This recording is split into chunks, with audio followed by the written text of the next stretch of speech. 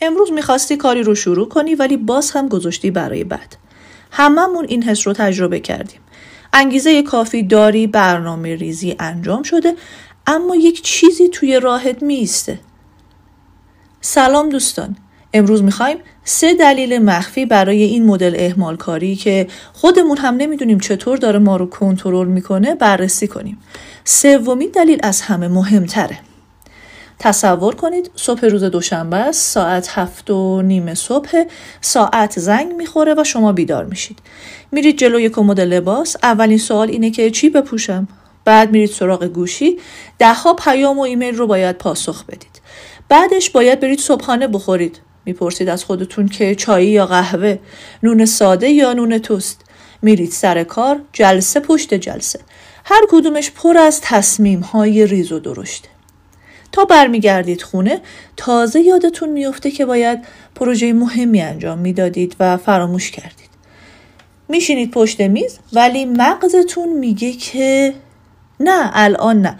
بذار یه سر به گوشی بزنم، یه چرخی داخل اینستاگرام بزنم، یه برش پیتزا بخورم و بعد شروع میکنم. اینجاست که اهمال کاری خودش رو نشون میده.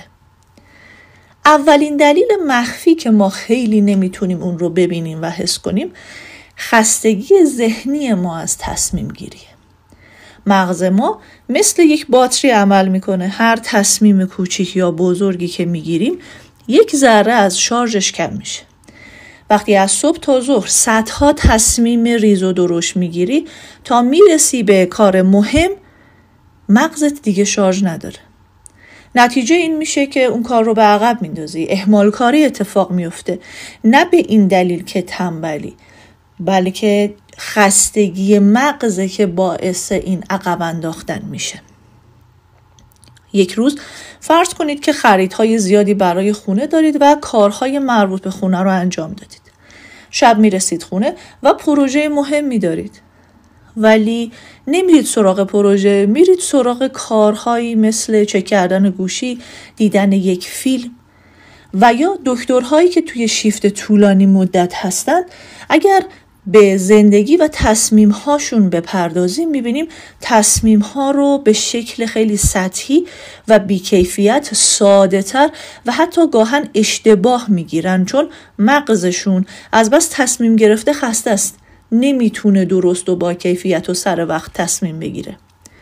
مطالعات نشون داده که وقتی فردی خسته از تصمیم گیری میشه، ذهنش خسته میشه از تکرار در تصمیم گرفتن، نه تنها کیفیت تصمیم ها پایین میاد، بلکه مدام کارهای ساده رو انجام میده و کارهای مهم رو به عقب میندازه.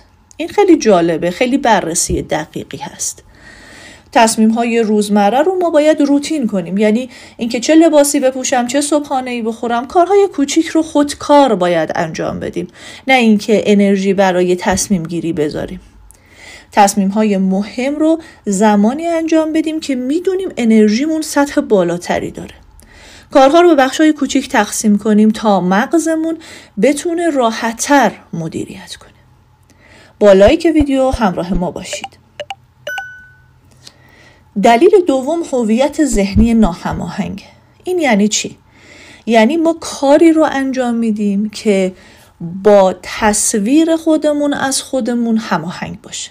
یعنی اگر از ته دل یا عمق وجودمون فکر میکنیم که من آدم انجام دادن فلان پروژه نیستم، وقتی یک پروژه‌ای با اون عنوان یا اون هدف مطرح میشه، شما هی عقب میکشید و اون کار رو به عقب میندازید.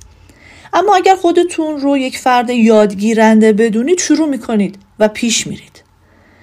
دانشجویی رو تصور کنید که خودش رو در ریاضیات بد میدونه، مدام تکالیف رو به عقب میندازه. اما کسی که خودش رو یادگیرنده میدونه شروع میکنه به یادگیری و این شروع کردن براش خیلی راحت تره. شرکتی شعار میده خلاق باشید، ولی سیستمش پر از قوانین دست و پاگیره و کارمندا احساس میکنن که هویت اون آدم خلاق مد نظر با محیط سازگار نیست. پس مدام کارها رو به عقب میندازن و نمیتونن با فضا و هدف اون کار هماهنگ بشن.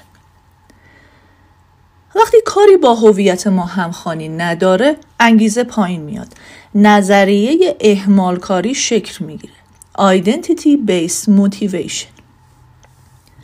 شما باید هویت مثبتتون رو فعال کنید. من آدمی هستم که میتونم این کار رو انجام بدم. جمله‌ایه که باید قبل از انجام اون کار در ذهن ما شکل بگیره. اهداف رو به هویت خودمون ربط بدیم تا انجامش راحت تر باشه. انگیزه سازی کنیم. محیط کار یا مطالعه رو طوری طراحی کنیم که با هویتمون همخوانی داشته باشه، چون خیلی تأثیر گذاره. و مهمترین دلیل مخفی، با ما باشید. تخمین اشتباه زمان و انگیزه. یعنی خیلی وقتا فکر میکنیم که کارها کمتر از اون زمان واقعی که باید طول میکشه. انگیزمون رو بالاتر از حد معمول و معقول اون کار میگیریم. مثلا میگید شنبه حتما با انرژی اون کار رو شروع میکنم، ولی شنبه ای که قراره بیاد شما اون انرژی کافی رو ندارید. میگید این مقاله رو من 2 روزه مینویسم، ولی دقت که بکنید میبینید ویرایش، سرچ منابع و حواس پرتی ها رو ما حساب نکردیم. آخرش هم کار میمونه و به تعویق میفته. مثلا یک تیم نرم افزاری فکر میکنه که یک پروژه رو میتونه در 2 هفته ببنده. وسط کار مشکلات و باگ ها و هماهنگی هایی پیش میاد که کار طول میکشه، همه خسته میشن، انگیزشون رو از دست میدن و کار عقب میفته. ادبیات علمی میگه که ما همیشه در تنظیم و پیشبینی زمان لازم خوشبینی داریم و انگیزه آیندهمون رو بیشتر از حد معمول و معقول میگیریم. این باعث میشه کارها به عقب بیفته و متعاقب اون احساس بدی پیدا کنیم و این اصلاً مساعد آن تایم و سر وقت شروع کردن کارها نیست. اگر زمان واقعی انجام وظایف رو ثبت بکنیم و از تجربه‌های گذشته استفاده بکنیم، قطعاً اون برآورد زمان دقیق تر انجام میشه. کارها رو به بخش‌های کوچیک تقسیم کنیم تا انگیزه و زمان واقعی قابل مدیریت باشه. در مجموع میشه گفت زمانی که مغز خسته از تصمیم گیریه، کاری با هویت ذهنی، جسمی و محیطی ما همخوان نیست و مهمتر از همه زمانی که زمان و انگیزه رو اشتباه حساب میکنیم، دلایل مخفی اهمال کاری شکل گرفته. اما خبر خوب چیه؟ اینه که با آگاهی و تکنیک های ساده ما میتونیم این شرایط رو مدیریت کنیم و حتی غلبه کنیم. مهمترین این راهکارها این بود تصمیم های روزمره خودمون رو خودکار کنیم، هویت مثبت خودمون رو فعال کنیم، زمان و انگیزه رو واقعی برآورد کنیم، نه بیش از حد و افراطی. کارها رو تقسیم بندی کنیم و بازخورد بگیریم.